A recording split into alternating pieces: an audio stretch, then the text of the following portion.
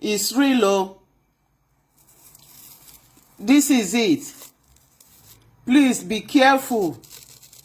Can you see?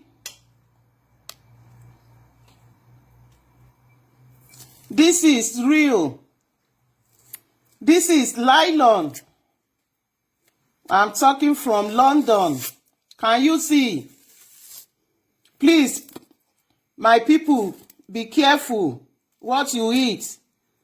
We've eaten all these things for so long. We don't know what is happening in this world, though. Everybody is sick. We don't know why we are sick. Can you see in a fish? Can you see the nylon? It's true, my people. Please, can you share it? Share it to your loved ones. Share it to your enemy. We don't want anybody to die. Ẹ jọ̀ọ́ o, ẹ share o, orí lo, nylon ni o. Ẹ wò. Ẹ wò. Ha. Jésù gbà mí. Ẹ̀yin tèmi, ẹ jọ̀ọ́ ẹ share o. Ẹ share eléyìí ga o.